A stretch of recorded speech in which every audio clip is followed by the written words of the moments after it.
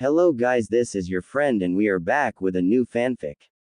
Which is What If Naruto Returns with Tsunade and Mikoto and Build Own His Harem Part 2. And if you enjoy this fanfic then please press the like button and subscribe to my channel for more fanfic like this. And now let's start the fanfic. Cage Booth. Bachan, why hasn't Ojiazan attacked yet? Toka impatiently asked, turning to her grandmother who sat beside her. Having grown tired of waiting for the epic battle to begin as the six ninjas stood staring at each other for what had felt like ages to Toka, though in actuality had only been a couple of minutes. They're waiting for the right moment to begin, Tsunade explained, further confusing Toka, who thought the right moment was the second the protractor said begin. Just like she always did with her academy spars, attacking the instant Iruka said, Hajime. I don't understand, Bachan, Toka told her grandmother, earning a smile from Tsunade, who suspected someone as young and inexperienced as her wouldn't. I'll explain later, Tsunade promised, knowing she would when she and Naruto began the girls' training. But for now watch, Tsunade said, gesturing with her head at the fight, sensing it was about to begin.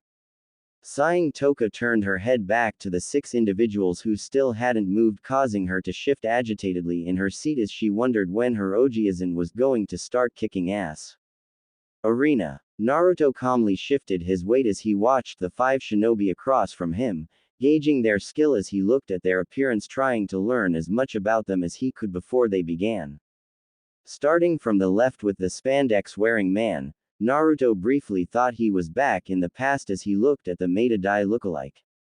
He could tell from the man's incredibly muscular physique, that just like Dai, this man had gone through a lot of physical training even by shinobi standards, making him a dangerous man to fight in close combat just like Dai had been. I will have to watch out for him, Naruto noted as he recalled Dai's passion for taijutsu and his great skill at it. Wondering if the man who he suspected was his son also had the same level of skill for it before turning to the next man and nearly gasping as he wondered if he was truly in the past. Shiroi Kiba, White Fang, Naruto briefly shocked, thought as he stared at the next man who bared great resemblance to a shinobi he once knew, Tsukumo Hatake. Before instantly brushing it aside as he realized there was no way this man was Tsukumo. Tsukumo had died years before if what he remembered from viewing Tsunade's life was accurate. And even if he hadn't, the man would be far older and would definitely not have the laid-back look Naruto could see, Tsukumo having always been a serious type. Looking at the Junin now, Naruto made a mental note to watch out for him since he was clearly Tsukumo's son and had a Sharingan, that combo making him someone he needed to look out for. Sharingan, Naruto thought in great interest as he glanced over at the next person, who was obviously an Uchiha, judging by the woman's very Uchiha-like looks and the small clan crest on the front of her Junin vest, making her a natural-born user of the dojutsu unlike Tsukumo's son, which meant she was probably a far more advanced user of the eye. But that didn't deeply worry Naruto since he knew how to fight the dojutsu and take advantage of its weaknesses, having trained to since he heard about it from his mother and father at a young age. What did however slightly bother him was the katana in her right hand, telling him she was at least capable in the field, and that worried him since kenjutsu was never his thing and combined with the Sharingan that could end up being problematic. However, his superior speed was usually enough to easily overwhelm most kenjutsu users. Sharingan, Naruto thought again, this time in irritation as he looked at the next woman who also had red eyes, wondering if his sensei had pitted him against the three to irk him since his senju side always had a natural dislike for the dojutsu. No Tomo, Naruto thought, frowning as he stared closer at the woman before realizing that her eyes were in fact not the dojutsu but simply a rare eye color. Since he knew it was impossible for the Sharingan to have no Tomo. Looking her over, Naruto failed to pick up anything that give him an idea of her skills. So sighing, Naruto decided to move to the next and final opponent.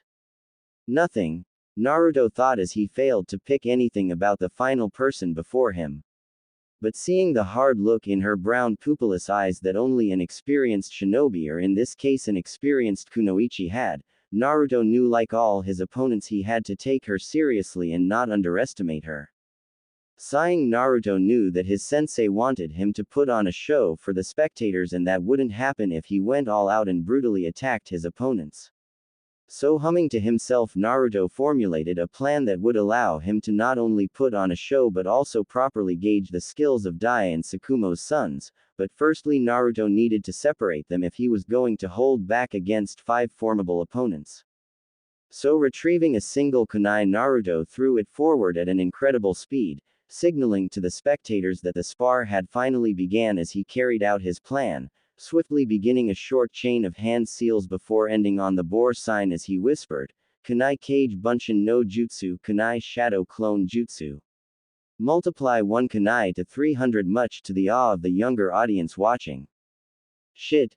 Kakashi cursed, watching the incoming kunai as he realized exactly what the Yanin was doing.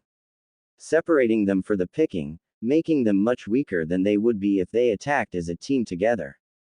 Seeing his plan work as the 5 shinobi moved apart, Naruto shifted his hands into a familiar cross-hand sign.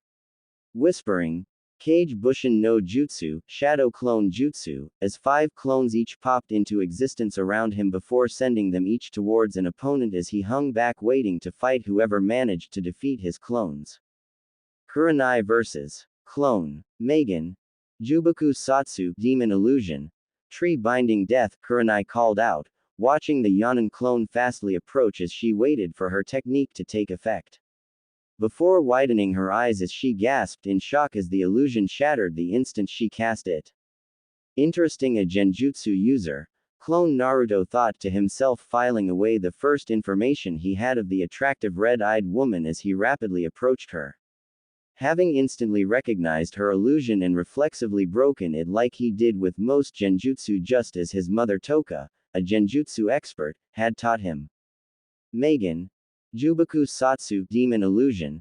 Tree Binding Death, Kurenai called again, repeating the set of hand signs as she tried to recast the illusion, which was one of her most powerful attacks as the clone nearly reached her. Before gasping again, but this time in alarm as the same result as the first attempt happened. "It won't work," clone Naruto told Kurenai in a low tone so only she could hear. "My mother was Toka Senju, the genjutsu mistress of the Senju clan. She taught me how to instinctively break most illusions since I was a boy, and your genjutsu won't work," clone Naruto confessed in the same quiet tone, wanting the kunoichi before him to give him a good fight by using something else that wasn't genjutsu. Since the only genjutsu he was still susceptible to were those of high rank, and even then he broke out of those relatively fast. "Damn it," Kurenai cursed, hearing the clone's words. Realizing now that she was near useless since genjutsu was her field of expertise and without it she was vulnerable in a fight, especially against a Yanin. Megan. Narakumi no Justu, Demonic Illusion. Hell Viewing Jutsu, Kurenai called out, trying a different technique as she tested the sincerity of her opponent's words, finishing a different set of hand signs as she cast the illusion. But meeting the same result as it failed to take effect. "She only knows genjutsu," clone Naruto thought in slight disappointment as he caught the alarmed look in the attractive woman's ruby eyes as she realized her illusions wouldn't work. Sighing, clone Naruto realized he wouldn't be getting a good fight from this woman as he wanted. He knew there was nothing wrong with specializing in one field, especially genjutsu. Heck, his mother had, but the clone was looking forward to a good fight to put on a show, but the woman had sadly disappointed him. So coming to a decision, clone Naruto decided to cast an illusion of his own that he learned from his mother's scroll. To show the woman what a real genjutsu was so she could seek out his boss for proper training after the spar, since she seemed to possess a rare potential and passion for the area that very few had. So retrieving a kunai, clone Naruto held up a single one-handed hand sign as he molded his chakra. Whispering, "Megan. Haradatashi Doripu, Demonic Illusion."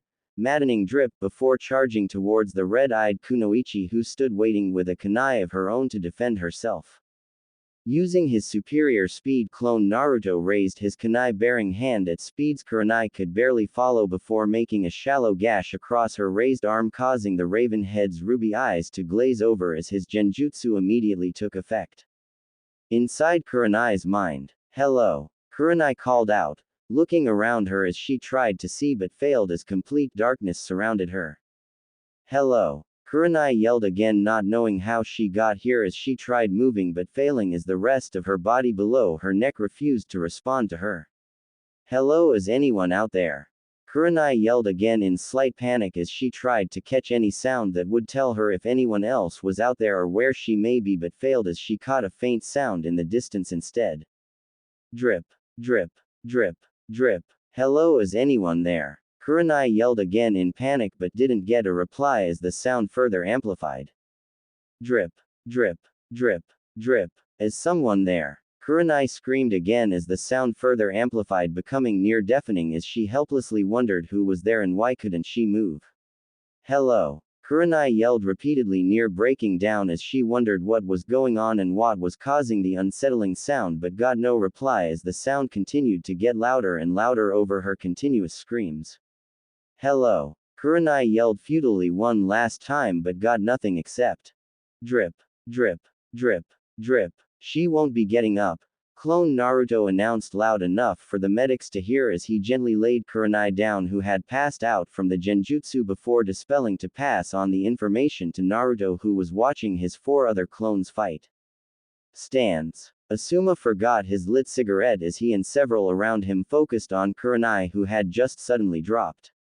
Ignoring the other fights, Asuma watched as Shizune with several medics came over and carried his crush away. What happened? Asuma worriedly thought as he wondered what the Yanin had done to Kurenai and why her genjutsu seemed not to work. Forgetting the other fights that were currently happening, the Sarutobi immediately left the stands and made his way towards the medical bay to check if his crush Kurenai was okay. Guy vs. Clone. "I can't hold back," Guy thought in a rare moment of seriousness as he jumped back to avoid the incoming kunai that were raining down, knowing that him opening some of the Hachiman 8 gates was a high possibility considering who he was fighting, even if it was just a spar. So landing on his feet, Guy didn't bother to hold back any of his speed like he usually did with most opponents. Instead, he vanished from sight, becoming a blur as he charged towards one of the incoming Yanin clones. "Dynamiku Entori, dynamic entry." Guy yelled, appearing before a surprised clone and hoofing it in the face as he connected a high kick, instantly dispelling it, much to the shock of many watching who just witnessed the spandex-wearing man easily defeat the Cage Bunshin of the legendary Yanin. Fast, Naruto thought, impressed as the memories of his Cage Bunshin receiving a kick to its face returned to him. He knew that the weight seals he wore prevented his clone from reacting fast enough, but he hadn't expected a Junin to force him to release them. So forming a single hand sign, Naruto whispered, "Kai," releasing the first level of his seals before forming another single Cage Bunshin and sending it towards the incoming spandex-wearing man. Wanting to see how he would deal with a clone that had more access to his full speed. Blurring forward, Guy used his full speed and strength again, spinning around as he launched a roundhouse kick towards the new incoming clone. Wanting to dispel it in one hit as he yelled, "Konoha Senpu, Leaf Whirlwind," but was caught by surprise as the clone raised its arm, swiftly catching the spandex-loving shinobi's ankle before tossing him aside as clone Naruto released him with a swing of his arm. "He's faster," Guy stated thoughtfully, righting himself as he gracefully landed on his feet before charging towards the waiting Yanin's clone again, that dropped into a taijutsu stance ready for him. Blurring forward, Guy ed his fist back and appeared before the Yanin clone, aiming a punch towards the clone's shoulder as he shifted his weight in midair, adding more strength to his blow as he waited for his fist to metal armor, but was surprised as the clone leaned left, dodging the blow before it shot out its palm, painfully striking Guy in his side, forcing the spandex-wearing man away from him.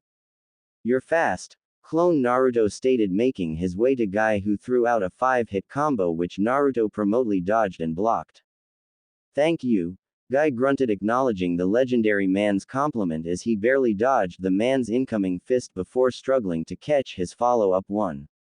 "But I'm faster," Clone Naruto thought, not bothering to try retract his trapped fist as he swiftly raised his knee, burying it harshly into the spandex-loving man's gut, causing Guy's eyes to widen as an excruciating pain exploded inside of him.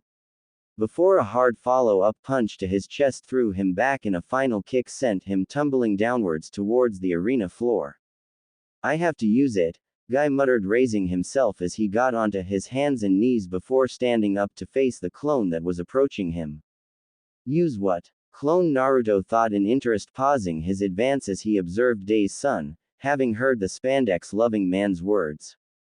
Before widening his eyes slightly as he watched the man's body and face turn red, his chakra becoming visible as he powered up with a technique the clone instantly recognized. "Hachiman 8 gates," the clone thought in slight alarm, wondering how many gates the spandex man-wearing man could open as he watched him swiftly release the first 3. "Simon Kai, Gate of Life, release!" Guy yelled, releasing the third gate located on his spinal cord, having already opened the first 2 located in his brain as his veins bulged further and his power skyrocketed. "Shoman Kai, Gate of Pain, release!" Guy yelled, opening the 4th gate also located on his spinal cord as he further powered up, releasing the limit on his body to obtain the incredible speed and power he would no doubt need to defeat the Yonin before him. 4 gates. Naruto thought in increasing alarm as he turned from the other fights to watch the Junin before his clone further power up. He knew if the man opened a 5th gate as he suspected he would, his clone's speed would not be enough to stop him.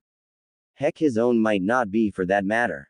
So watching the spandex-wearing man power up with the Hachiman 8 gates, Naruto knew he wouldn't be able to watch all of his clones' fights like he wanted, and instead he would personally fight Guy. But first he needed to do 2 things if he was going to defeat the spandex-loving man. Firstly, he needed to drastically increase his own speed to match Guy's, which he did simply as he held up a single hand sign, muttering, "Kai," as he completely released his weight seals, knowing he couldn't hold back as he greatly reduced the strain on his body, allowing himself to move at full speeds. Secondly, he needed his clone to do something for him before it dispelled. So meeting the clone's eyes, Naruto sent it a silent message, the clone nodding as he understood before turning back to face the powering up Guy as it molded its chakra, forming a short chain of hand seals as it prepared the jutsu his boss needed before waiting for the spandex-wearing man's attack, knowing he only had 1 shot at doing what his boss needed from him. "Toman Kai, Gate of Closing, release!" Guy yelled, feeling the increased strain on his body as he further powered up, releasing the 5th gate located in his abdomen before raising his head to face the clone. Vanishing at a speed a rare few could follow, Guy disappeared from sight before appearing in front of the clone Naruto, yelling, "Konoha Goriki Senpu, Leaf Strong Whirlwind!" As he used a combination of great speed and strength, sent a spinning back kick towards the clone, which clone Naruto failed to block, dispelling it but not before it cast the jutsu his boss needed. "What the?" Guy thought in alarm, his eyesight momentarily going fuzzy before it cleared up. It must be an effect of releasing 5 gates. Guy concluded, knowing that opening the gates had great risks even though he hadn't experienced this one yet. Turning his head, Guy charged towards the original Yonin as he vanished from sight with speeds only a couple few could follow before he appeared in front of the waiting Yonin. Yelling, "Omit Renge, Front Lotus," as he launched a swift upper kick towards the Raion no Konoha. So this is the speed of the 5th gate, Naruto thought, truly impressed as he moved back, avoiding Guy's kick even though he knew with his clone's jutsu Guy had a minute chance of truly hitting him. "Ah!" Guy yelled as he pushed himself to the limit, blitzing forward using his full speed as he threw out a 4-hit combo that the Yonin managed to dodge and move around.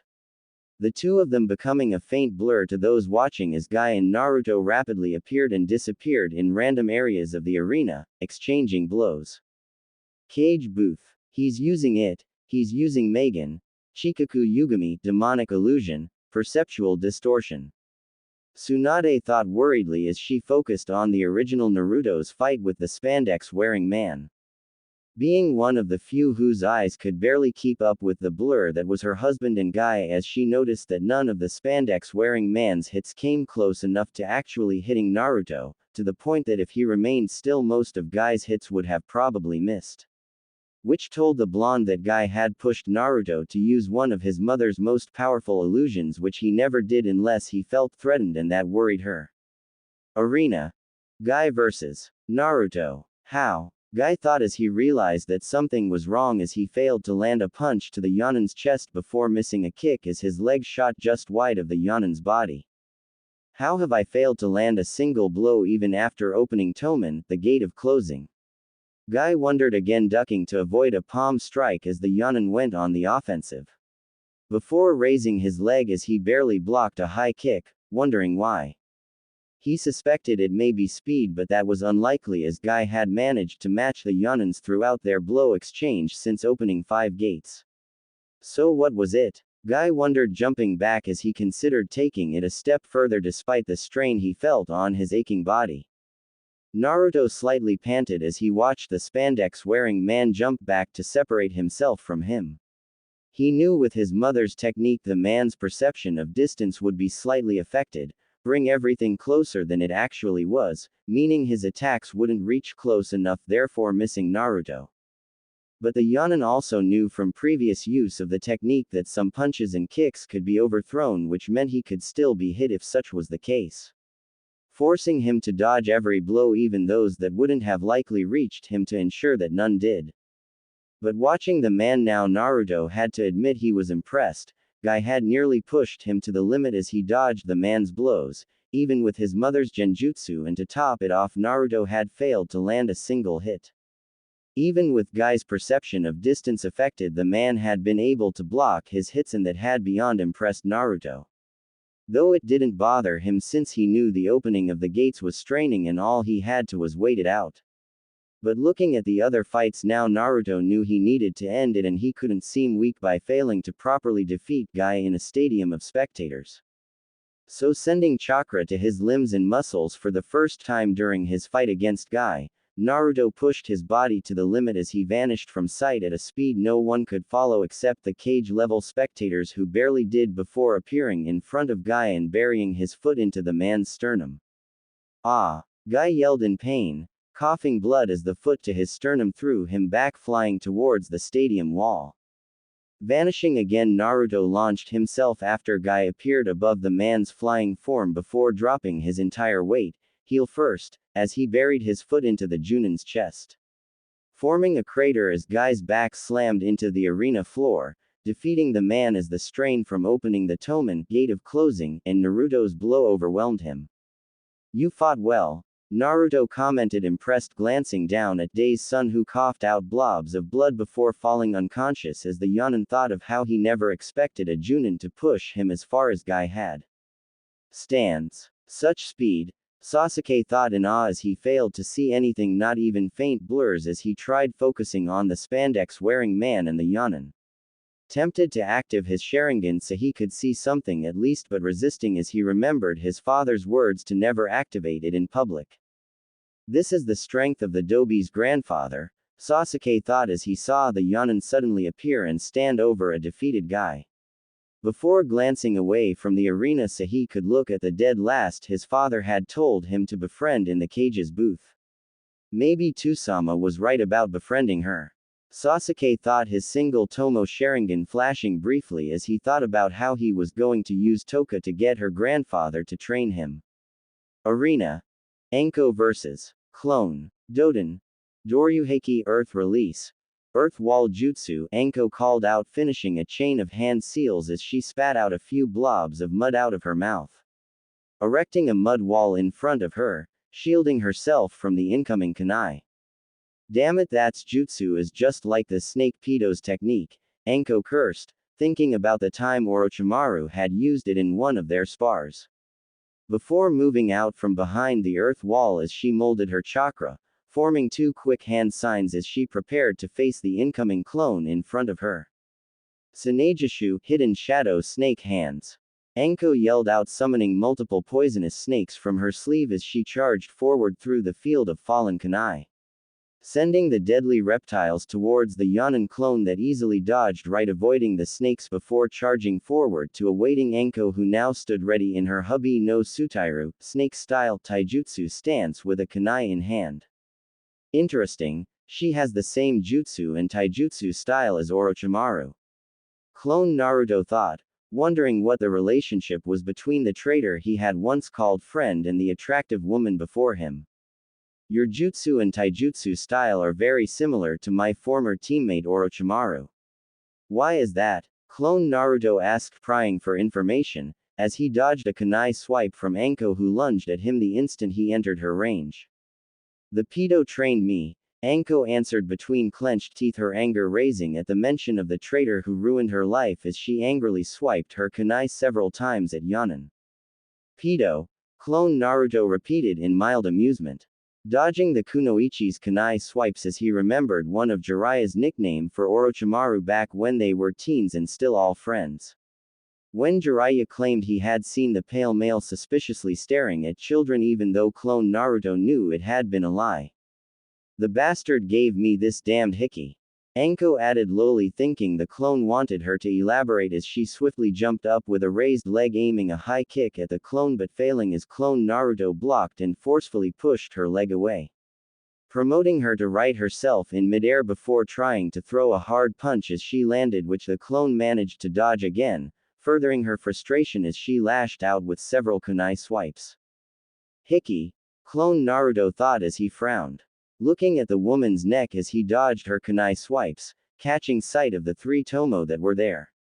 Seal, Clone Naruto whispered in recognition as his Uzumaki instincts took over, instantly catching the markings of some kind of fuinjutsu.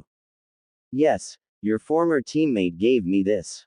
Anko clarified, her voice leaking with anger and hurt as she subconsciously covered her cursed seal, noticing the man staring, before jumping away from him as she realized her taijutsu approach wasn't working. Orochimaru, what have you done?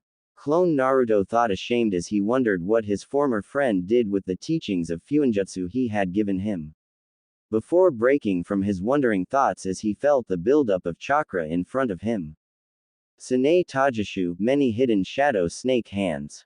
Anko yelled, throwing out her sleeve as she used the advanced form of the jutsu she had previously used as a massive horde of snakes shot towards Clone Naruto. Taking in the incoming snakes, Clone Naruto decided to look into the matter of the seal later as he calmly formed a single-hand seal, slamming his foot onto the ground as he whispered, Doden, Hiko Chikyu Supaiku no Jutsu, Earth Release, Flying Earth Spikes Jutsu, causing multiple earth spikes to form around him before they shot forward towards the incoming snakes and their summoner, impaling the reptiles as several of the earth spikes drove into their moving skulls, with the rest continuing towards a wide-eyed Anko. Shit. Anko cursed in alarm as the rest of the earth spikes shoot towards her, forcing the snake mistress to send a burst of chakra towards the soles of her feet before jumping up as fast and high as she could to avoid the incoming earth spikes that would have no doubt impaled her had she not acted. I might have to summon Kuro-chan, Anko thought, launching a downpour of Senbon towards the incoming Yanan Bunshin as she hastily landed on her feet, watching the clone dodge her Senbon as she formed a cross sign, creating a single cage Bunshin in hopes of trying one last trick before revealing her trump card Kuro. So nodding at her clone, who knew what to do, Anko began a short sequence of hand seals, molding chakra in her lungs as she did. Kaden. Gokaku no Jutsu, Fire Release Great Fireball Jutsu. Anko called out, breathing in deeply before shooting out a massive fireball twice the size she was towards Clone Naruto, whilst her clone rapidly unleashed a volley of kunai, some with explosive tags on, behind and around the flaming orb. Smart, Clone Naruto thought, impressed by the deceptive strategy as he watched the incoming attack, seeing the ingeniousness behind it as he realized what the woman was trying to do. She was trying to force him to either dodge the fireball, which most shinobi would instinctively do, leaving him susceptible to the kunai and explosive tags, or she was trying to get him to use a weak defensive jutsu that would be enough to stop the fireball but not the following explosions from the explosive tags. But not smart enough. Clone Naruto whispered, forming a single hand sign as he molded chakra in his lungs, G in a large amount of air as he prepared one of his most powerful futon, wind release, jutsu that would reflect the clever attack. Futon. Raiyan no Gun Jutsu, wind release. Lion's roar jutsu, Naruto thought as he let out a loud lion-like roar that shot out several sonic waves of air in front of him, destroying parts of the arena floor as the waves made their way forward towards the incoming jutsu and kunai. Fuck, was all Anko could say as her jutsu and kunai were reflected by the powerful wind jutsu. Hopelessly watching as the large flaming orb rapidly returned to her, with all her kunai and explosive tags along with large waves of air that destroyed the ground before her as they made their way towards her. Looking at her clone, Anko nodded, deciding to try make one final stand and take on the incoming attack directly even if there was a high chance of her not surviving. Bring their hands together. Anko and her clone each made the same sequence of hand seals, as they molded every last bit of chakra they had left before yelling, Doden. Doryuheki no Jutsu, Earth Release, Earth Wall Jutsu. Before rapidly spitting out massive blobs of mud as they formed an impressive earth wall much larger and thicker than the first one Anko made, hoping to stop the incoming attack. Boom! A loud explosion sounded in the arena, turning most spectators towards it as they watched in amazement as the incoming attack collided with the massive earth wall, creating a large smoke cloud as the explosive tags ignited. Making his way forward, clone Naruto waited for the smoke to gradually clear before catching sight of the remains of the destroyed large earth wall and the unconscious form of Anko, whose clothes were singed by several burns, leaving behind a near Kunoichi who herself was relatively unharmed. Signaling to the medics, clone Naruto dispelled, sending his memories back to his creator. Stands. HMH. Danzo hummed, impressed as his single unbandaged eye watched the power of the man's futon, wind release jutsu. He knew to deflect a Kaiden, fire release, jutsu with wind one need to be a beyond advanced, futon, wind release user. The only person he personally knew besides himself who could do that was Hiruzen, and that greatly worried him as he realized the man before him was showing signs of matching his rival even when he held back. You're going to be a problem for me, Naruto Uzumaki Senju, Danzo thought thoughtfully, forming several plans as he turned to other parts of the arena where other fights were going on. Arena. Mikoto vs. Clone. Raising her katana, Mikoto remained still and watched the incoming kunai, before jumping into action as they reached her, rapidly slashing left and right, batting away the incoming weapons as she used both the slowed vision of her Sharingan and her Kenjutsu skills to defend herself. Blocking the last of the kunai, Mikoto raised her katana and charged forward towards the fastly approaching Yanin clone, sending a downward slash of her blade as it entered her range, hoping to make gash across its armor to dispel it, but swiftly being disappointed as the sound of metal hitting metal echoed between her and the clone, as her katana met a kunai that suddenly appeared in clone Naruto's raised hand.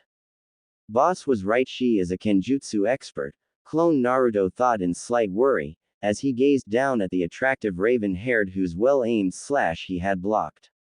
Knowing Kenjutsu had never been his thing despite his Uzumaki heritage and his father's skill in it. Drawing back her blade, Mikoto swiftly followed with 9 slashes that were all avoided as clone Naruto used his superior speed to dodge the first 7 before blocking the 8th and 9th, locking his kunai with her katana as he blocked her final attack. Ah! Mikoto groaned in effort as she tried to overpower the Kage Bunshin before her, who had his kunai locked under her katana but failed as the shorter weapon remained unmoving. Pulling back as she shifted her body into a different Kenjutsu stance, Mikoto raised her katana before unleashing a frenzy of well-aimed slashes, which clone Naruto blocked, greatly relying on his superior speed as he and Mikoto danced around each other. The Uchiha and clone becoming a blur to several weaker spectators as the sound of metal clashing echoed between them as katana repeatedly met kunai. He's fast, Mikoto thought, panting as she jumped back. But he lacks the grace and skill of a Kenjutsu user. Mikoto concluded as she thought back to how her Sharingan had caught the slight awkwardness and rigidness in the clone's movements as it pried away her downpour of blows, telling her he was no Kenjutsu user. Which greatly shocked her since most Uzumaki were generally good at Kenjutsu if what Kushina told her when they were Chunin was true. Realizing she needed a way to overcome the speed difference between her and the clone, Mikoto paused her assault as rapidly racked her brain for ideas before inwardly smirking as she got one. Glancing up, Mikoto's Sharingan met violet eyes, as the Uchiha brought her fingers together in a cross-hand sign. Muttering, Kage Bushin no Jutsu, Shadow Clone Jutsu, before several Kage Bunshin popped into existence around her.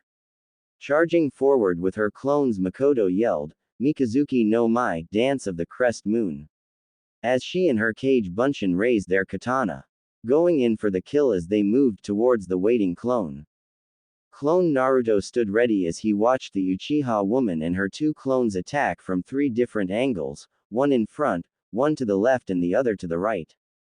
He knew with his weight seal's active pure speed may not be enough to get him out of this if he remained on the defensive as he had, allowing the Uchiha to attack.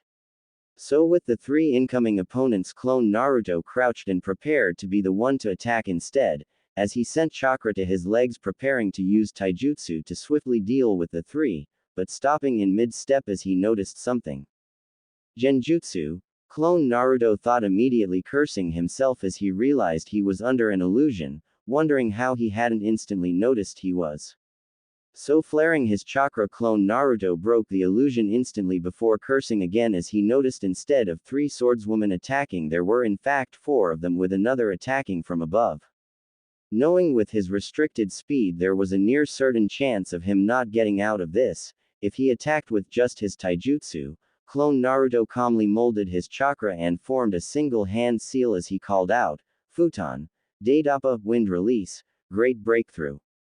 Before breathing in deeply and then out as he created a gust of wind that instantly dispelled the Kage Bunshin and knocked Mikoto back, who was forced to use Kawarimi no Jutsu, body replacement jutsu, in midair after the jutsu passed to avoid an awkward landing. Damn it! Mikoto cursed from the arena woodland as she realized her genjutsu hadn't worked, having perfectly planned the attack by using her Sharingan to cast an illusion that should have hid her Kage Bunshin and allowed it to get the drop on the unsuspecting clone. Breathing deeply to calm her frustrations, Mikoto rapidly thought of a second means she could use to attempt to bridge the speed gap between her and the clone. She knew she could use her bastardized version of the lightning jutsu she had recreated from the story she had heard from Minato, who fought a Kumo shinobi with great speed that nearly matched his own. But that measure had always been a last resort she reserved for dire situations. But seeing no other option, Mikoto molded her chakra inside her body using hand signs to convert it into lightning chakra before forcing it throughout her synapses. Seeing her left hand twitch repeatedly as she got jittery, Mikoto knew the jutsu that gave her a brief speed boost was working. So charging out the woodland, Mikoto ran forward, becoming nothing but a blur to most spectators who were watching with below Junin's skill level. Before raising her katana as she reached the clone, yelling, Raiden, Hanabira Hasu no Danmaku, lightning release, petaled lotus barrage. Before rapidly moving her arm as she swiftly sent out a total of 63 slashes. Clenching his jaw in great effort, clone Naruto rapidly moved his body as he used his full restricted speed and senses to hastily block all 63 of Mikoto's slashes, pushing him back as he pried and blocked her blows. Damn! Mikoto cursed in frustration as the last of the lightning chakra began to leave her synapses. I have to do something quick, Mikoto thought urgently, knowing her body couldn't take the strain of a second use of the jutsu as she shifted her eyes before smirking as an idea hit. Body replacement, clone Naruto thought in slight shock as the advancing Mikoto suddenly replaced herself with a log. Why would shish? Clone Naruto began wondering why the Uchiha woman suddenly used a substitution mid-attack but stopped as his eyes widened and his danger senses went haywire, picking up on something behind him. Rapidly spinning, clone Naruto reflexively threw out his left hand as he caught the edge of the rapidly descending katana from Mikoto Uchiha, who had suddenly appeared behind him, attempting a surprise attack. You substituted with the log that was behind me from your first use of Kawarimi no Jutsu, body replacement jutsu, clone Naruto stated impressed as he held the katana firmly with his left hand. Momentarily forgetting the spar as he realized how the Uchiha woman before him had nearly got the drop on him using an E-rank academy level jutsu. Yes, Mikoto confirmed, blushing slightly as she realized how close she was to the handsome clone who was staring down at her intently with those violet eyes of his, before inwardly smirking as she noticed he still holding her katana between his fingers. What is she place? Clone Naruto thought, suddenly alarmed, seeing the glint in her red Sharingan eyes before gritting his teeth as the shock of electrical chakra hit him. Interrupting his thoughts as he felt the reason behind the glint, lightning chakra, which Mikoto had cleverly conducted through the chakra metal of her katana when she noticed the clone was still holding it. Damn it! Clone Naruto cursed as he dispelled, wondering how a shinobi of his prowess had been so sloppy and allowed himself to be momentarily distracted by his thoughts of the kunoichi to not notice her channeling lightning chakra. Stands. Same old Miko-chan, Sum thought fondly, momentarily forgetting the strife between her and her former friend as she saw the simple way Mikoto defeated the Cage Bunshin, using basics and nothing flashy, just like in the old days when they were still chibi genin, wet-nosed from the academy on the same team. Perhaps it's time I forgive you, Mikoto, Sum whispered thoughtfully, still feeling slightly conflicted as she thought maybe it was time her and the Uchiha reconciled. Arena. Kakashi vs. Clone Kai. Clone Naruto muttered, holding up a single left-handed seal as he sent a small burst of chakra to the storage seal above his right wrist, standing across from the silver-haired Junin who had just dodged his boss's kunai. Poof! What the? Several spectators who were focused on this area of the arena thought simultaneously in wonder as a small burst of smoke appeared around the Yonin clone's dominate hand. Before clearing to reveal a simple metallic bow staff that was gripped loosely in the Bunshin's right hand, earning several gasps from the shocked civilian spectators who had never seen the use of storage seals before. Twirling the staff around once, clone Naruto closely watched the silver-haired man across from him. He knew his boss wanted him to hold back and not go on the offensive, but this was a man he knew to be Tsukumo's son and he wanted to test him to see how his Bukijutsu skills compared with his father's. So using his staff-free hand, clone Naruto formed a short chain of seals. Whispering, Doden, Jishin no Kankaku, Earth Release, Seismic Sensory, before sending a large pulse of earth-natured chakra through the soles of his specially made ninja sandals towards the arena floor. Repeatedly doing it as he began sensing the vibrations throughout the earth of the floor around him. Concentrating, clone Naruto focused as he varied the sizes of the subsequent pulses to obtain an ideal sensing range around him. There, clone Naruto thought in triumph as he only sensed the small area around him and Kakashi, using his incomplete technique that still needed mastering.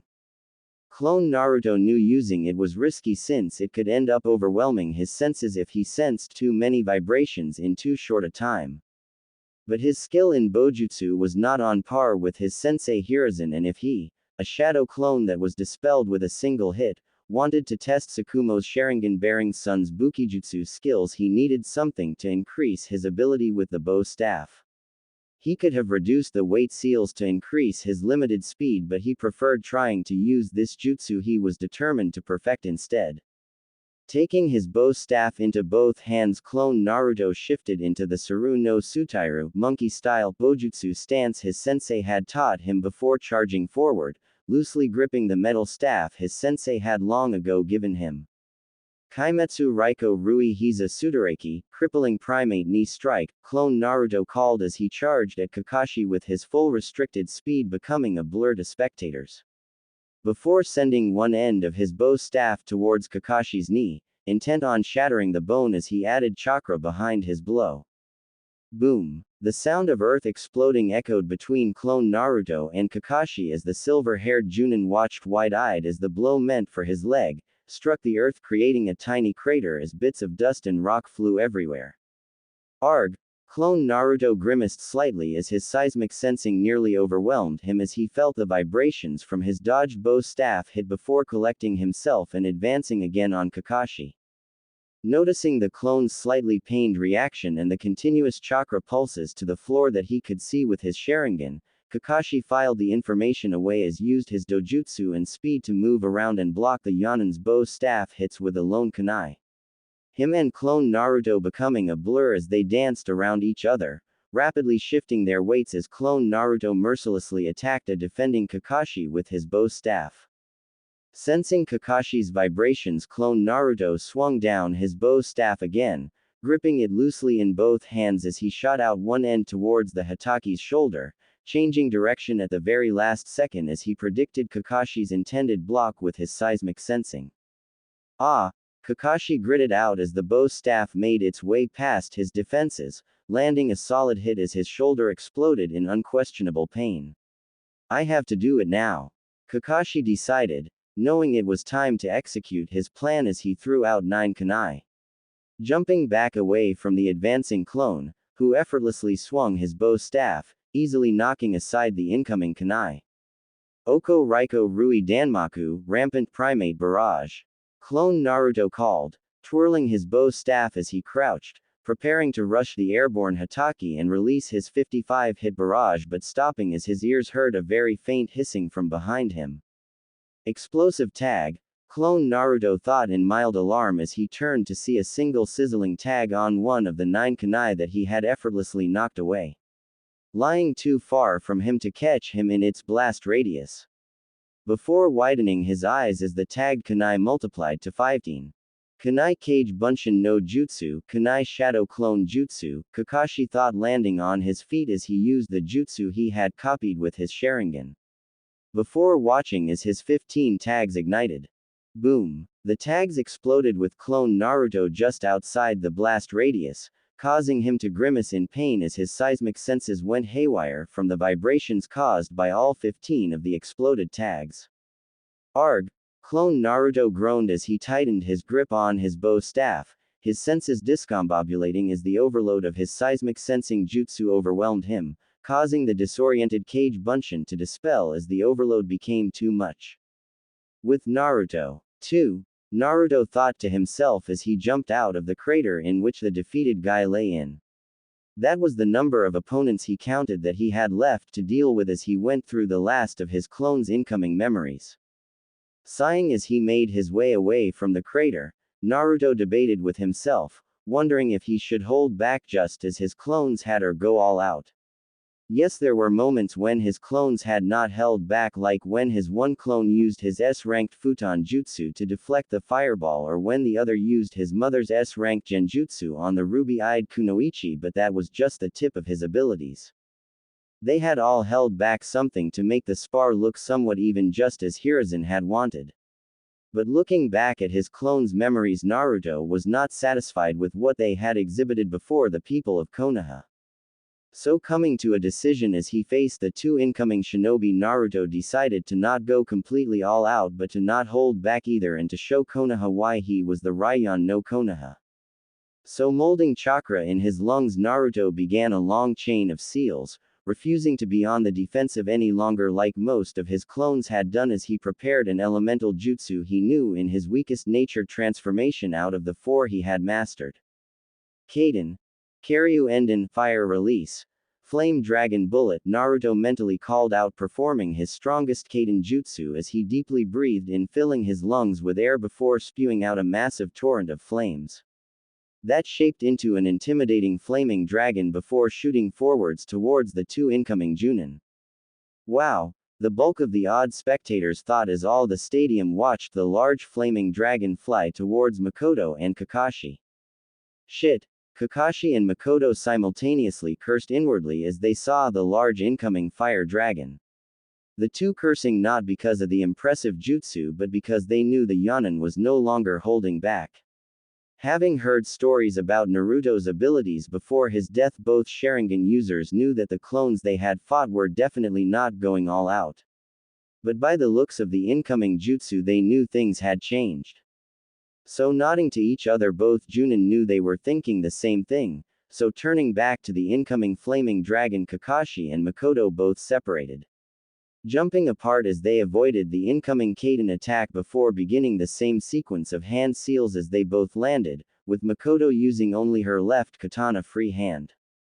Kaden. Gokaku no Jutsu, Fire Release Great Fireball Jutsu. The two Sharingan users simultaneously called out as they molded a large amount of chakra in their lungs, breathing in deeply before spewing out two massive flaming orbs that weren't as impressive as Naruto's dragon but were just as intimidating as they poured in extra chakra into the jutsu to drastically increase the fireball's sizes, making them 4 times the height they were. Naruto hummed thoughtfully as he debated his options in dealing with the incoming fire orbs. He could either use his pure speed to dodge them since his weight seals had remained removed, or he could use his S-rank futon jutsu on a larger scale than he had previously done, but he had already used the jutsu and wanted to do something different. So deciding to go with a defensive jutsu from one of his 2 primary affinities, Naruto held up a single hand sign, molding his chakra as he rapidly gathered moisture from the air. Sweden. Sujinheki Water Release. Water Formation Wall, Naruto whispered as a large amount of water gathered around him, forming an impressive water wall.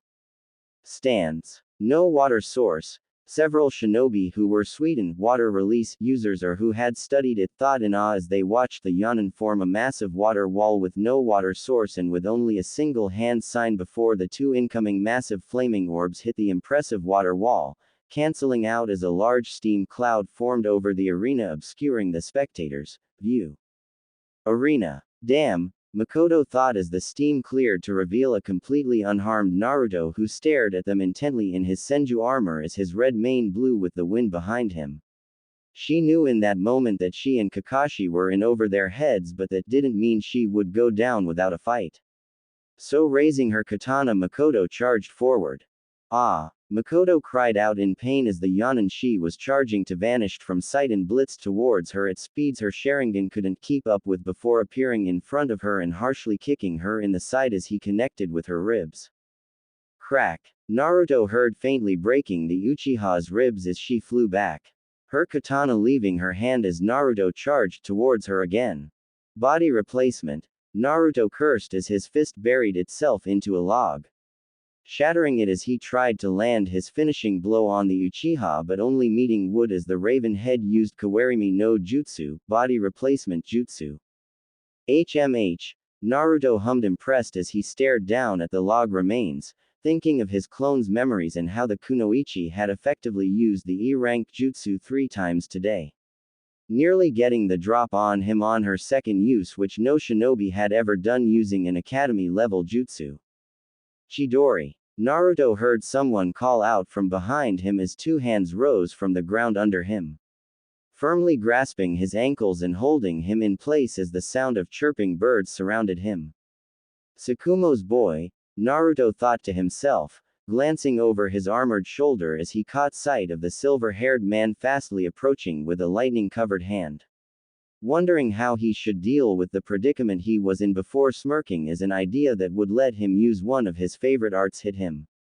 Uzumaki Shirusutairu. Kongo Fusa, Uzumaki Sealing Style. Adamantine Sealing Chains.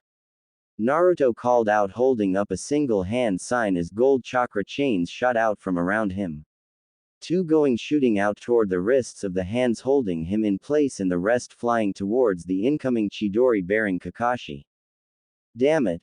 Kakashi inwardly cursed as golden chakra chains firmly wrapped around him, restraining him as his Chidori encased hand forcefully stopped inches away from black Senju armor, causing the Hatake to release his lightning jutsu as he looked at his Kage Bunshin that was about to be flung out the ground by chakra chains.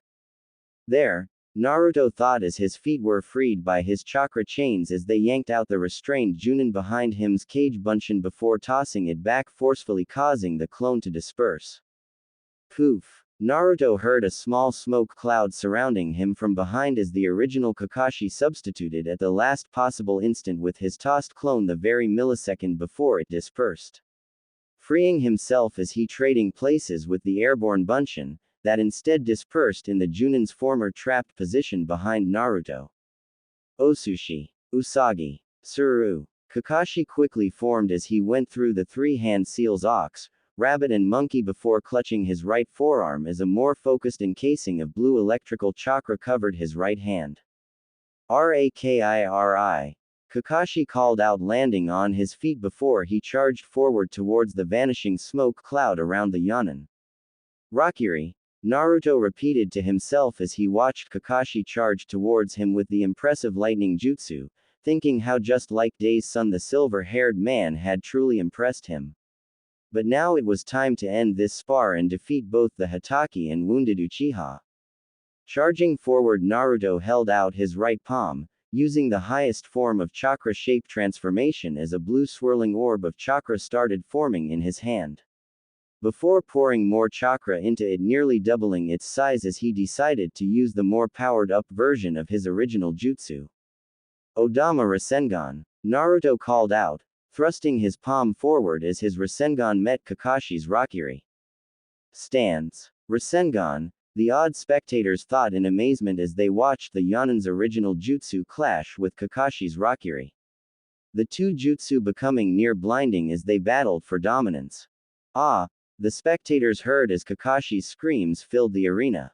The gray man's jutsu overpowered as the spectators watched Naruto's Rasengan painfully grind into the Junin as he took the full force of the deadly spiraling sphere. Arena. You fought well, Hatake-san, Naruto complimented just as he had done with the spandex-wearing man. Standing over the gray-haired Junin whose flak jacket had a massive hole through, exposing his now injured torso. Arg! Kakashi groaned as he passed out from the painful jutsu, having missed what the Yanin had said. Kaden. Hosenka no Jutsu, Fire Release. Phoenix Sage Fire Jutsu, Mikoto feebly called out as she blew out a volley of small fireballs towards Naruto's turned back, concealing several lightning-infused kunai within the flames as she tried to catch the Yanin off guard but failed to as a stone wall rose from behind the turned Yanin, blocking her attack. Doden. Ishigaki no Jutsu, Earth Release. Stone Wall Jutsu, Naruto whispered as he held up a single-hand seal, naming the defensive jutsu he had used to shield himself from the incoming attack he had sensed from behind him. Arg! Mikoto grimaced between clenched teeth, clutching her broken ribs as she retrieved a single kunai. Ready to make a final stand against the Yanin before her and prove herself to the Hokage and Fugaku, whom she knew was watching, but mostly to herself that she was still strong and not weak. She's finished, Naruto thought as he watched the Uchiha across from. He could see there was no way she could fight if the way she was clutching her ribs was anything to go by. He also knew a shinobi of her rank should know when they are beat and retreat, or in this case give up, but he could tell from the defiant look in her eyes that the Uchiha before him wasn't going to do that. Frowning, Naruto wondered why that was the case. Wondering if it perhaps was the arrogance most Uchiha were known for, or the refusal to lose to a senju, that made her hopelessly continue. But glancing at her face, Naruto immediately wiped his frown away. Seeing no arrogance but rather just determination to prove a point. What the point was or who it was to Naruto didn't know. But sighing to himself, the Yanin decided to pity her. So needing chakra in his stomach, Naruto shot out a simple water bullet which the Uchiha dodged, giving him a chance to blitz behind her and send a swift chop to her neck, knocking her out as he caught her. Ending the spar as Inoichi announced his win, earning cheers from the spectators as Naruto lowered Mikoto to the ground. 4 months after Naruto's spar. Listen, Gaki, we just want your money and we will leave you and your mother alone. A man with a kunai said as he tried prying off the kid who had jumped onto his back. No, just leave us alone. The boy yelled before crying out in pain as the man forcefully grabbed him and yanked off his back, throwing him onto the ground. Inari. A woman yelled out in worry as she ran over to check on her son. Look, lady, the man with kunai said. Ono-chan and I don't want any trouble. The man continued, pausing as he gestured at his bandit wife who tried looking intimidating as she stood there narrowed-eyed with a kunai of her own. We just want your money. Here, the woman said, crying openly as she pulled out all the ryo she had and gestured for the bandits to take it and leave.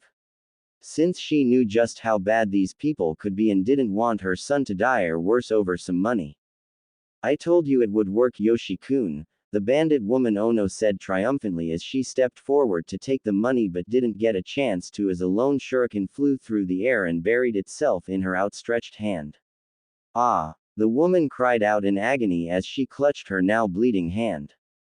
I wouldn't take that if I was you, a cold voice said warningly over the woman's screams, causing everyone to fall dead silent as a chilling atmosphere filled the area, turning everyone's attention in the direction of the voice. Ryan no Konoha, the bandit man, Yoshi whispered terrified as he saw the S-class nin who had entered every single bingo book in the last 3 months, standing intimidatingly in front of a raven-haired woman who glared at them with red eyes, a katana in her hand. Take your partner and leave, the intimidating man said to the male bandit whom he saw recognized him as he gestured to the injured lady whose hand he had buried a shuriken in. Come on, Ono, a terrified Yoshi hastily said as he stepped forward to grab his wife, but didn't get the chance to as the Ryan no Konoha appeared in front of him and grabbed him forcefully by the throat.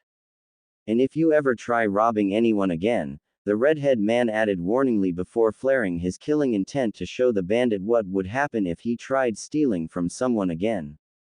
Won't, Yoshi chalked out as he struggled to breath from both the killing intent and the hand around his throat. Good, the frightening man said before tossing the bandit aside, who hastily left with his wife. You know they will probably try robbing someone again in a couple of months, right, Naruto-sama?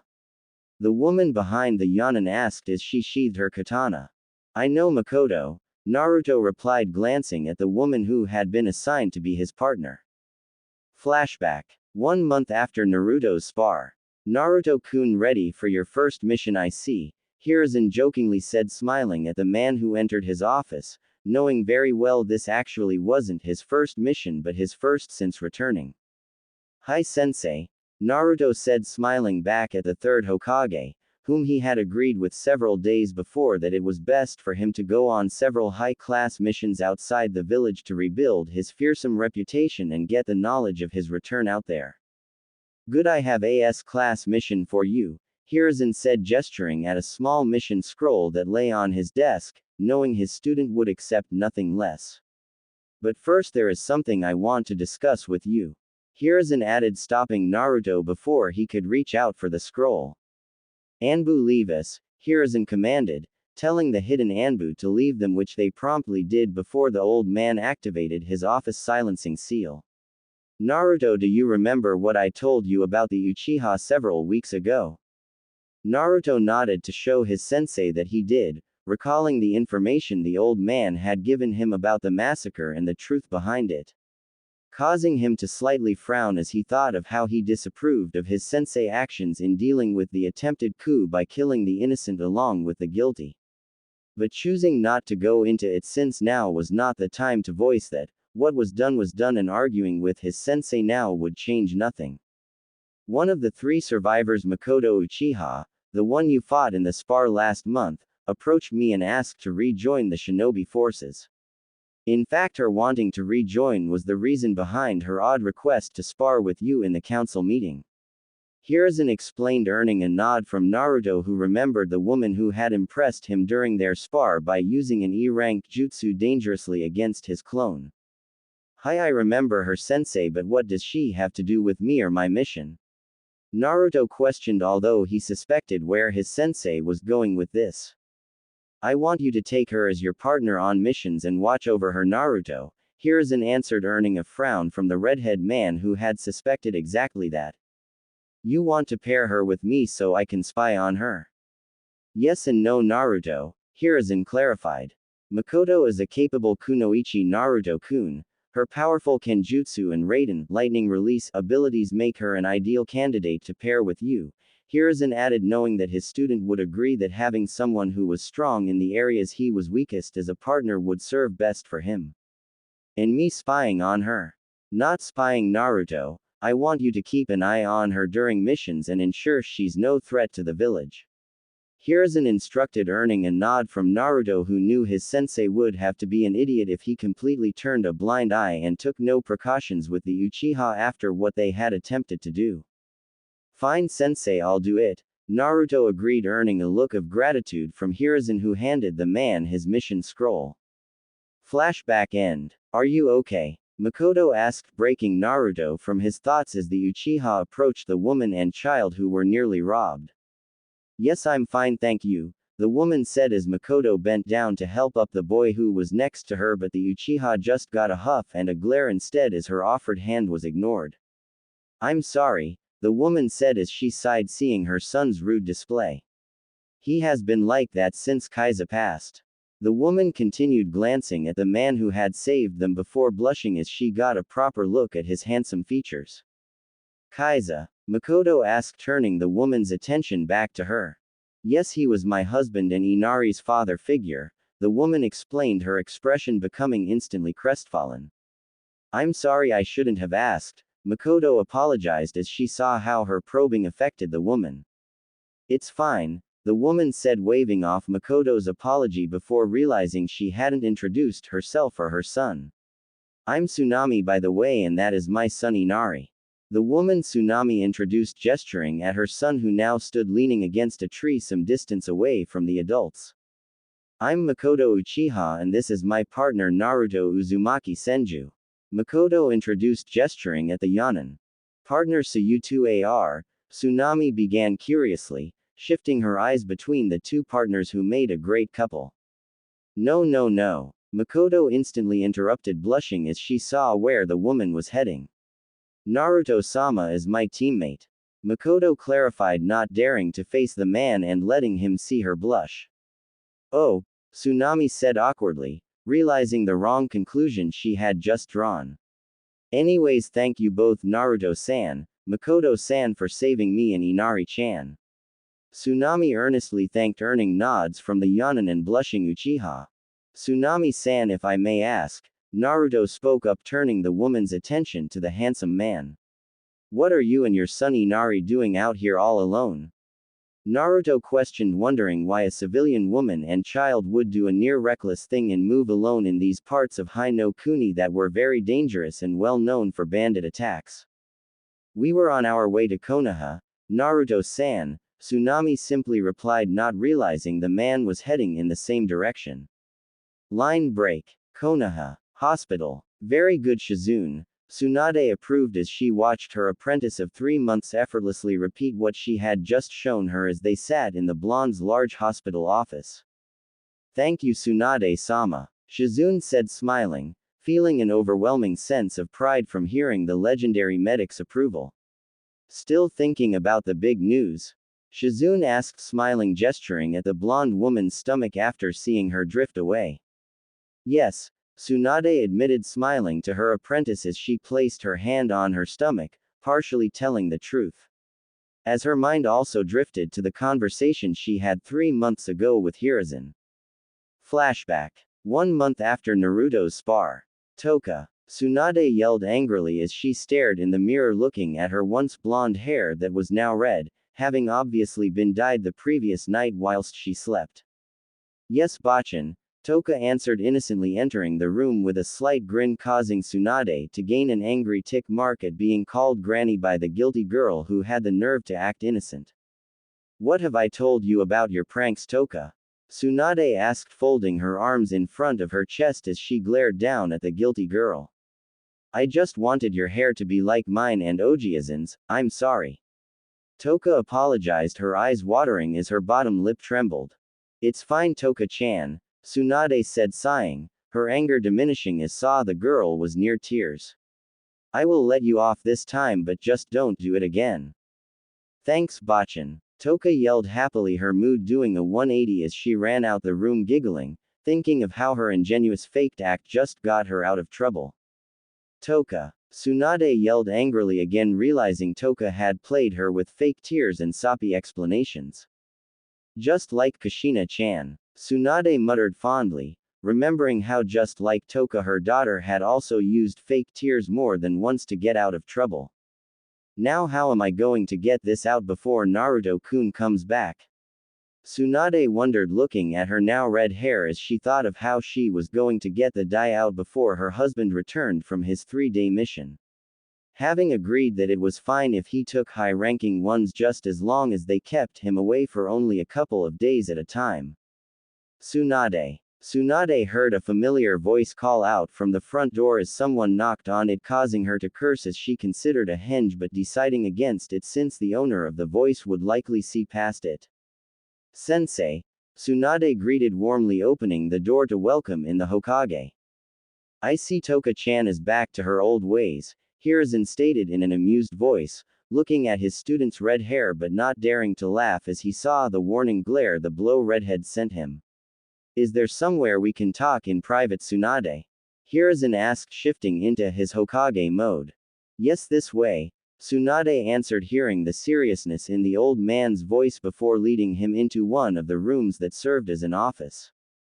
Tsunade-chan, you know, over the years after becoming your sensei I have grown to see you, Jiraiya, Naruto and even Orochimaru as my own children.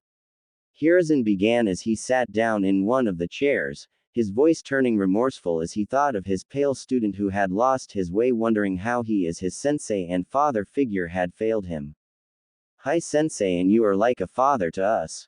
Tsunade replied earnestly, knowing the old man had always been the only father an orphan Jiraiya knew, and also he had become a second father to both her and Naruto after they lost their parents. Thank you, Tsunade-chan, Hiruzen replied warmly, smiling sadly at his female student whom he knew he had come here to burden. Tsunade-chan, what do you know about the Clan Restoration Act? The Hokage asked, getting down to business, causing Tsunade to instantly become hostile as she realized why her sensei had come here and where this conversation was leading. Sensei, I won't let you put him under the act, Tsunade snarled angrily, not believing the nerve of this man who she had called a second father moments before, only for him to go on and actually suggest such a thing. And I'm not going to, Hiruzen said earnestly, placing a hand on Tsunade's shoulder to calm her. You are like my daughter Tsunade, and I would never forcefully do that to you or Naruto as your sensei or as the man you both consider to be like a father. Hiruzen added, calming the woman. But as your Hokage I must ask you to consider it. Hiruzen continued, causing Tsunade to become hostile again. The act is a vile excuse for perverts to build harems. Hokage-sama, and Naruto-kun is not one of them. I won't let you put him under it or even consider it. Tsunade angrily stated, hating the perverted act that her granduncle had come up with and the fact that the old man before her actually wanted her to consider it. Tsunade-chan, the Hokage began calmly, having expected this reaction from her. Do you know that the 2 founding clans of Konoha have dwindled down to 6 members, Tsunade? 6, that is the combined number of the surviving and loyal members of the Senju and Uchiha clans. The 2 clans that founded and were the backbone of Konoha's strength. So put Fugaku, or better yet his son, under the act, Hiruzen. Tsunade yelled angrily. Just don't put my husband Naruto-kun under it. I can't, Tsunade, not after what the Uchiha did, Hiruzen explained, knowing his 3 loyal students all knew the truth behind the massacre. The Uchiha have never truly been a trustworthy clan, even during the days of Konoha's founding. Hiruzen continued, hating that he had to spit down on the names of good, loyal Uchiha like Kagami and Itachi, but knowing it was true, they had never truly been a trustworthy clan. And if I do take action to drastically increase their numbers, what would the new Uchiha clan do if they one day learned about the truth behind the massacre? Hiruzen questioned, voicing one of his fears that held him back from approaching the remaining Uchiha with this. I would rather help the Senju grow than help the Uchiha who may one day turn against Konoha. But why Naruto? Why the CRA? With Toka the AC, Tsunade began arguing, wanting to tell the old man that with Toka the act wasn't necessary, but stopping as she remembered the girl's questions concerning a certain Hyuga heiress in her class. Because of his Uzumaki and Senju genes, Tsunade-chan, Hiruzen stated, knowing that starting a clan with that combination of genes would surely make fearsome members. Adding that to his loyalty and strength, Naruto-kun is the perfect man to place under the CRA. And we both know that Toka-chan may never have children of her own. Hiruzen stated, referring exactly to what Tsunade was thinking about. Seeing his student was still conflicted, Hiruzen inwardly sighed as he decided to go for the jugular, bracing himself for how the woman would react. Tsunade-chan, do you know why Konoha has never trained any one of their 3 Jinchuriki?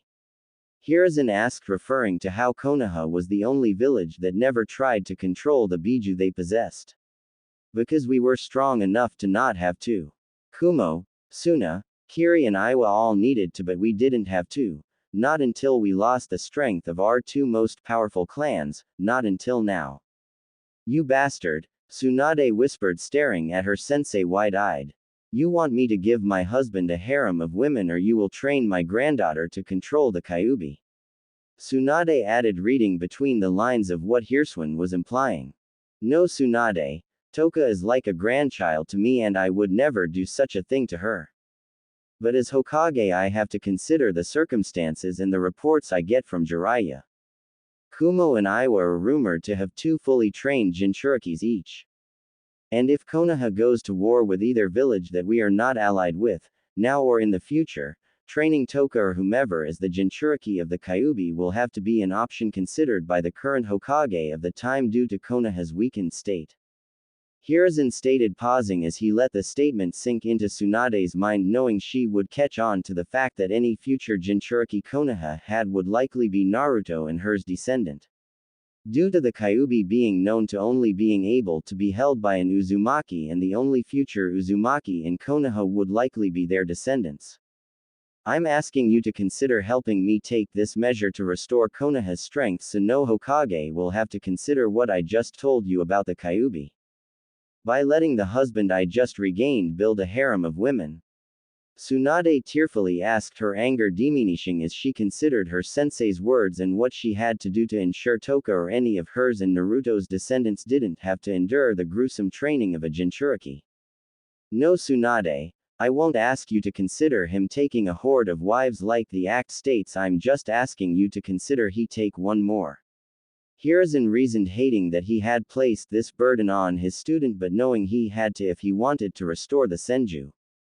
Since it was near impossible for one woman to bear all the children needed to restore a clan. But it's still sharing him, Tsunade stated, laughing dryly at her sensei's poor attempt of making her feel better about sharing Naruto. I know, Hiruzen stated, smiling sadly at his student that he could see was truly hurt by what he had said.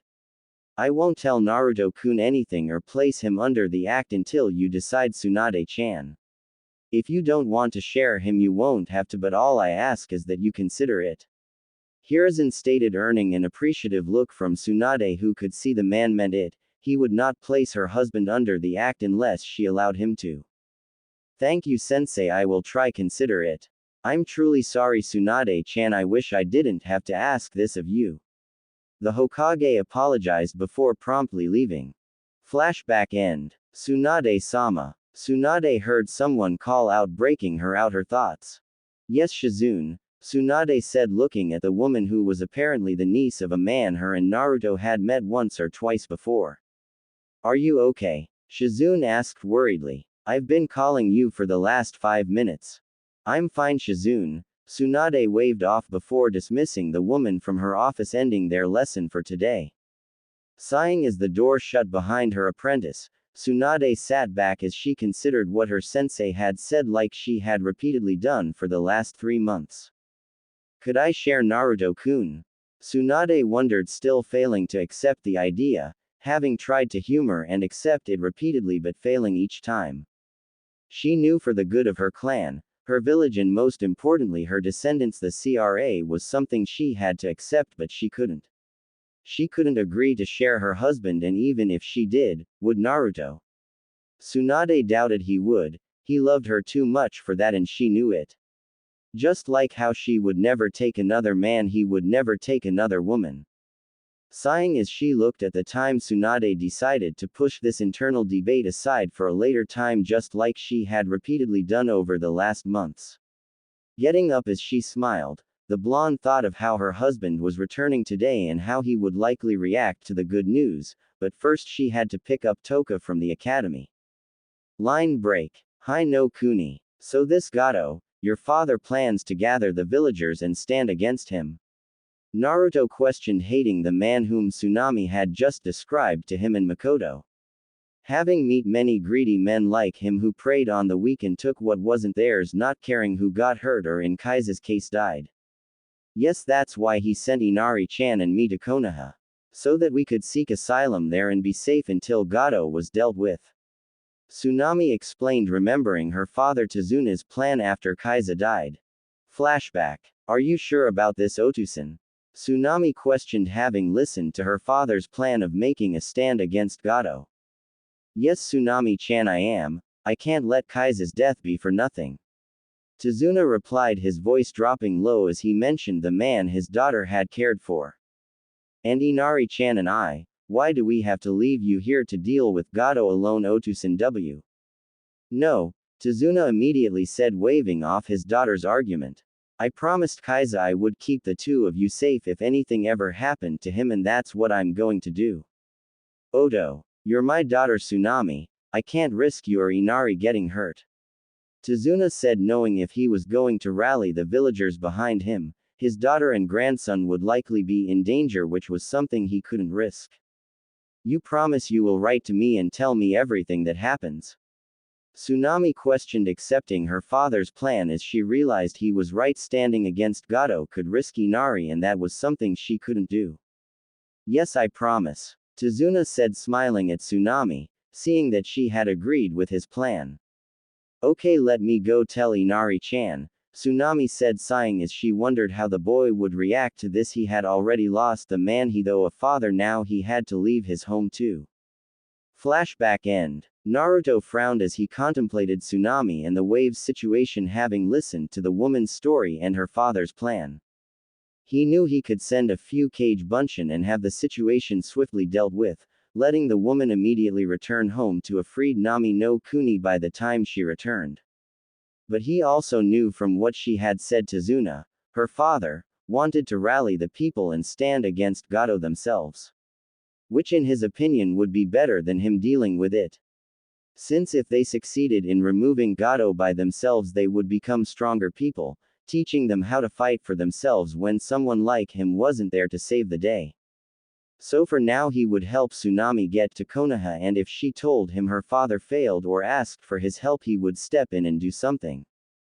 Tsunade-san, you said you and Inari-san were heading to Konoha, Naruto stated, shocking Mikoto, who realized that the man planned to do nothing about Gato. Mikoto and I are also going there, and we would be happy to escort you. Naruto offered, causing the woman to hesitate as she feared being a further burden to these two shinobi who had saved. I do. Tsunade began, wanting to politely decline but was quickly waved off by Naruto, who caught on to the woman's reasons for being so hesitant. It won't be of an inconvenience to us, Tsunade-san, like I said, we are already going there. Naruto reassured, smiling slightly at the woman to affirm his reassurance.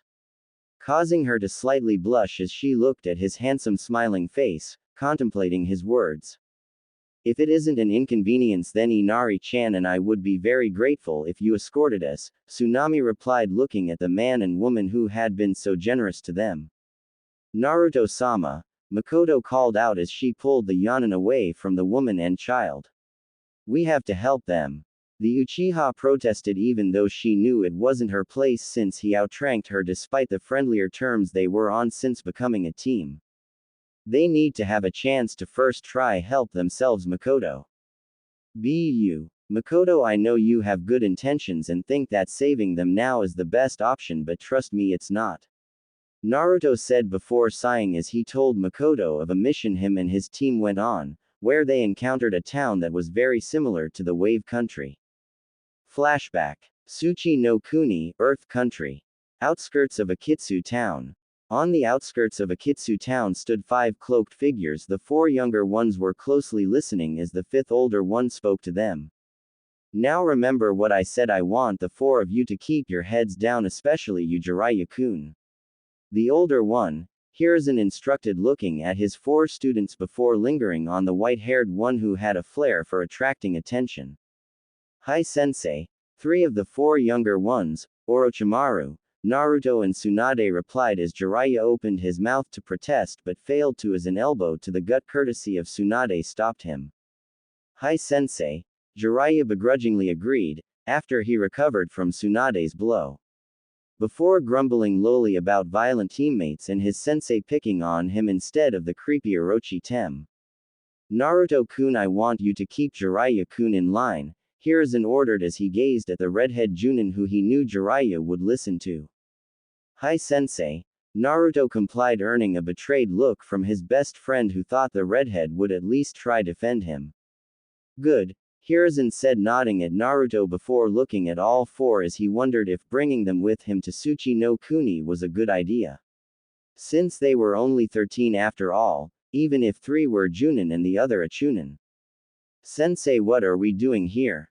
Tsunade asked, wanting to know what they were doing here since their sensei was very vague about their mission, which he rarely ever was. "I'm here to meet a very important contact," Hiruzen informed seriously, knowing the person he had to meet had very crucial information about the Tsuchikage. "You however are here to enjoy the Iwa mochi," Hiruzen informed jokingly, laughing as he saw the annoyed look on Tsunade's face, who knew exactly what that was. "Iwa mochi?" Jiraiya questioned. "A rice cake that's served in these regions," Orochimaru explained in annoyed voice, knowing about the crispy textured rice cake that was a regional specialty in Tsuchi no Kuni. Wondering if their sensei had actually brought them all this way just for that. "Sensei, you can't be serious," Tsunade gritted out, feeling just as equally annoyed as Orochimaru. "Yes, actually the Iwa mochi was part of the reason I brought you here," Hiruzen answered. "But the other is to teach you stealth and how to infiltrate areas that Konoha might not be on the friendliest of terms with. Areas that might not be so welcoming to you," Hiruzen added in serious voice, causing his students to nod grimly as they now understood their sensei's insistence on not drawing attention to themselves, since they knew of the very rocky relationship between Iwa and Konoha right now. And what would probably happen if they encountered Iwa Nin. Seeing his students understood the directness of the situation, Hiruzen gestured for them to follow as he made his way from the outskirts of Akitsu town to its heart. "What's wrong with them?" Jiraiya asked Naruto loudly as he looked at the citizens of the town, who all had a grim and crestfallen air around them. None of them smiling, even the children. "Shish!" Tsunade quietly shushed Jiraiya as she noticed people staring when they heard his loud question. "Here we are," Hiruzen said as the 5 of them stopped by a roadside inn. "This is where you will be staying." "You?" Naruto questioned, noticing his sensei only said you instead of we. "Yes, you. I will be gone for tonight and I need the 4 of you to stay here and remain unnoticed." Nodding to their sensei words, Naruto along with the other 3 followed Hiruzen into the inn. "Welcome, I'm Misaka and this is Otoki. How may we help you?" A very beautiful lady with delicate features said in an angelic voice, smiling warmly at the 5. Earning a blush from Hiruzen and Jiraiya, who were mesmerized by the woman's beauty and her equally good-looking counterpart, who they suspected was her sister due to their unquestionable resemblance. "I'm Fumio and this is my niece Tsunade and my nephews Naruto, Jiraiya and Orochimaru." Hiruzen introduced, using the name and story he had told his students to use. Since his actual name, Hiruzen, might draw attention if someone were to recognize it. "And I would like a room for the next couple of nights, please." Hiruzen added, earning a blush from Naruto, who noticed his sensei said room not rooms, and a growl from Tsunade, who noticed the redhead's blush. "A room?" Otoki said in surprise. "Yes, I don't want us to sleep separately for safety reasons, of course." "No, it's not that," Otoki said, waving off the man's explanation, having already met families that shared rooms despite their, even though she suspected these 5 weren't really a family. "We just don't get many people who want to stay here in Akitsu town or this inn." "Not sin. We will have a room prepared for you," Misaka interrupted, glaring at her sister, who nearly drove away the first guests they had in a long time by opening her big mouth. "Thank you," Hiruzen said, handing a generous amount of ryo to Misaka as he frowned, wondering what Otoki wanted to say and if it had anything to do with the grim attitude of the town folk. Line break. That evening, Naruto, Orochimaru, Tsunade and Jiraiya sat at a table in the inn dining area as they ate the Iwa mochi the two sisters had prepared. They had to admit the stuff was pretty damn good, just as their sensei who had already left said. "You four aren't really his niece or nephews, are you?" Misaka asked, stated as she came over to stand by the table the four teens sat, causing them to stiffen as Orochimaru went for his kunai pouch, meeting Naruto's eyes as he silently asked if they should act. But stopping as he saw the violet-eyed boy slightly shake his head, telling him not yet. "Ah, you are shinobi," Otoki stated, also coming over having noticed the pale teen's movement. "Relax, we won't tell anyone," Misaka promised sincerely, causing the four to relax slightly as they listened to the woman's angelic voice. "Beside, there isn't anyone to tell because of them," Misaka muttered lowly, her venom-laced voice catching the four shinobi off guard as they wondered who this them was. "What happened here?" Orochimaru asked curiously, wondering what had happened to cause this town's attitude to turn so gloomy. "The saw," Otoki began speaking but stopped as her sister sent her a warning look. "Nothing happened," Misaka said evenly, glaring at Otoki. "They could help us, nay." Otoki tried reasoning but stopped as Misaka stormed over to her. "Nothing happened," Misaka repeated more forcefully, shooting Otoki a warning look. "They are shinobi, nay-san, they could help us," Otoki reasoned. "Wake up, Otoki, they can't help us, no one can," Misaka shot back, ignoring the looks she got from the teens who wondered what the sisters were talking about. "That's what you said about the others and I listened to you, but not anymore," Otoki said defiantly, turning from her sister who had stopped her from asking the few shinobi who had passed through for help. "Shut up, Otoki," Misaka said harshly, forcefully turning Otoki back to her. "It was your big mouth that went screaming for help that day and got half this town killed. Do you want that to happen again?" Misaka added in an equally harsh voice before instantly regretting it as she saw the pained look on Otoki's face, who still felt terrible about what her actions that day had resulted in. "I'm sorry, Otoki-chan, that was uncalled for," Misaka apologized remorsefully, feeling terrible for losing her temper and saying such a horrid thing to her sister as she pulled the crying woman into a hug. "But you know what will happen if we upset them, Otoki-chan. Do you really want to risk that, Imoto?" Misaka reasoned gently in a defeated voice, causing Otoki to tearfully shake her head against her big sister's shoulder, realizing she was right. "No, Nei-chan," Otoki answered tearfully, causing Misaka to sigh regretfully as she mentally kicked herself for upsetting her little sister. "I'm sorry, Imoto," Misaka apologized again as she gently pushed the woman away, who nodded tearfully, accepting Misaka's apology, knowing that she hadn't meant it. "How was your Iwa mochi?" Misaka asked in her innkeeper voice, turning to the four staring teens as she plastered a fake smile on her beautiful face, acting like nothing had happened. "Line break. We have to do something," Jiraiya stated, looking at his three teammates as they all sat in the room their sensei had paid for. "Do what, Jiraiya?" Orochimaru questioned. "You don't even know what is going on and you are talking about doing something." "We could find out. Sensei told us to lay low." Jiraiya asking questions that will only attract attention is not laying low.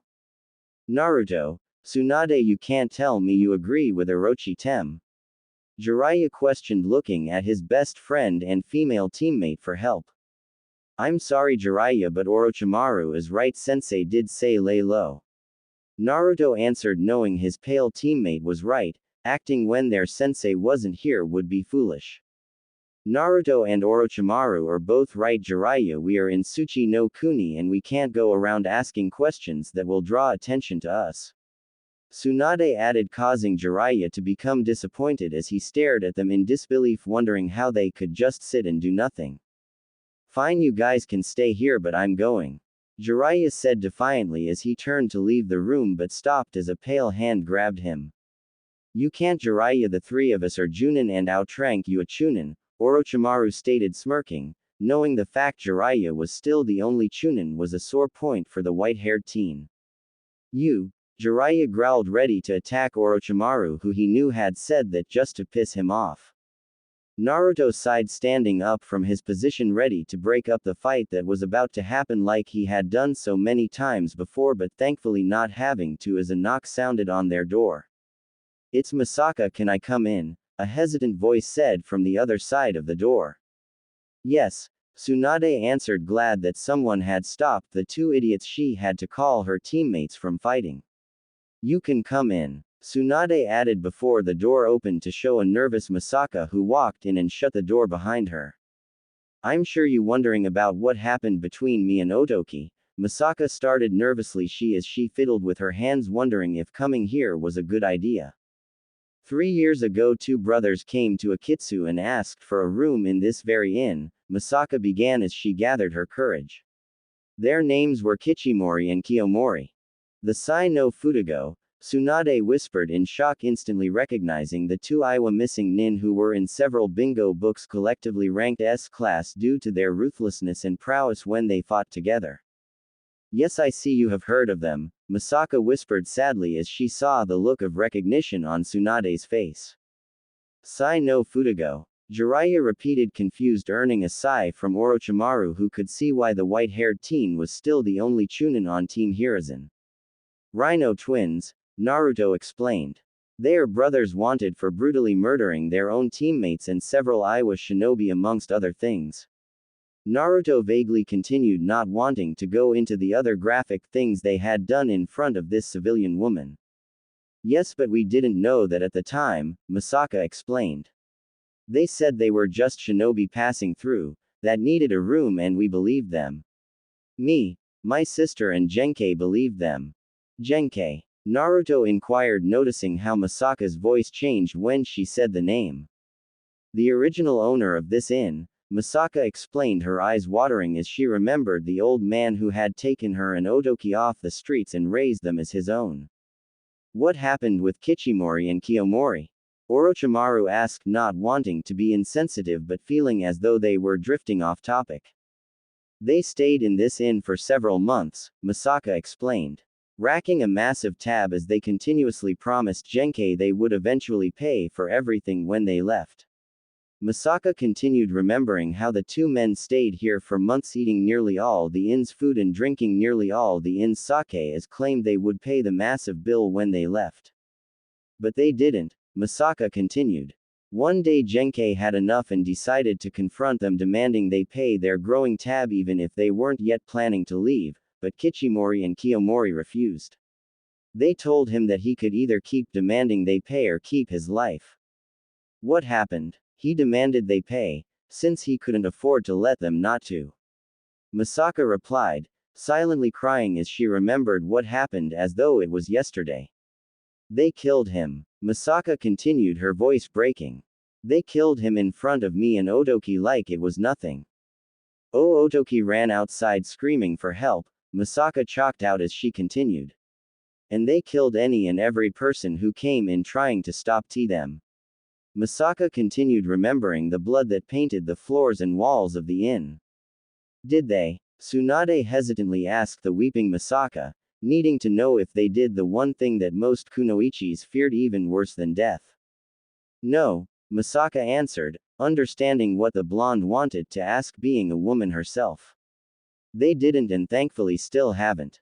"Still haven't?" The four teens simultaneously thought in alarm as they caught onto where Misaka's tale was heading and why Otoki said they could help.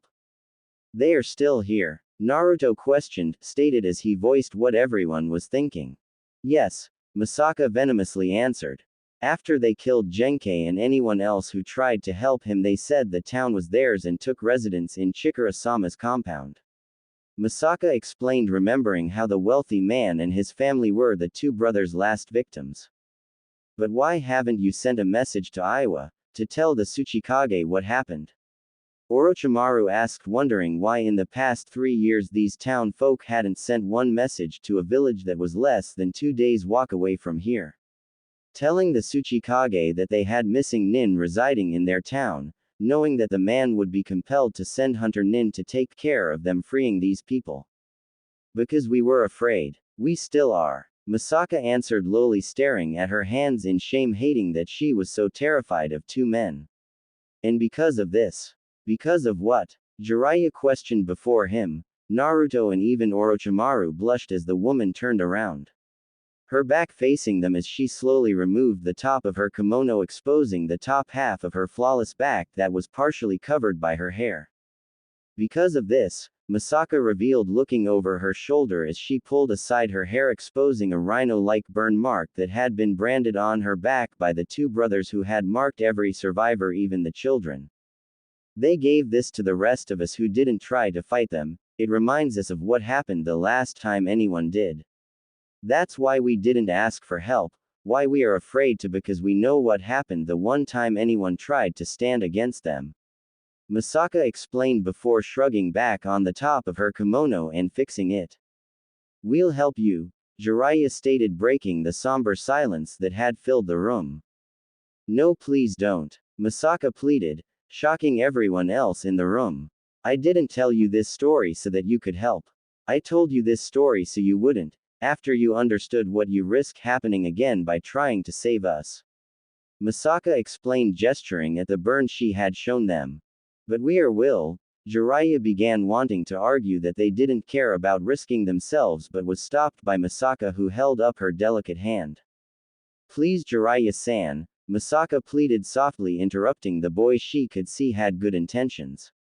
You trying to save us risks not only yourselves but also us. What happens if you fail? What happens to the rest of us? Misaka asked, causing the room to fall silent as they pondered what she said. I know you are good people, which is why I came to tell this story, because I knew you wouldn't just let go of what happened between me and Otoki-chan. Misaka added, revealing the other part of why she had come. But please don't risk worsening what we have grown accustomed to. Misaka pleaded, knowing the townsfolk had truly grown used to paying the money and handing over the food the two brothers demanded in exchange for being left alone and alive. Bu. Jiraiya, she doesn't want our help. There is nothing we can do. Orochimaru stated grimly, knowing there was nothing they could do even if he hated the situation just as much as his white-haired teammate. Thank you, Misaka said, smiling sadly at the teens. You are all welcome to stay for as long as you like, but all I ask is that you don't do something that may worsen this already terrible situation for us. Misaka pleaded before quietly leaving the room in a grim silence. Line break. Where are you going? A familiar voice asked from behind Naruto, causing him to curse as he froze by the exit, wondering how he had been caught after he managed what he thought to be a stealthy exit of their room, even leaving behind a cage bunchen. TT's Tsunade-chan. Naruto nervously stuttered, trying to act innocent as he turned to face his crush, whom he had thought was sleeping like the rest of his team. You are going to try and play hero, aren't you?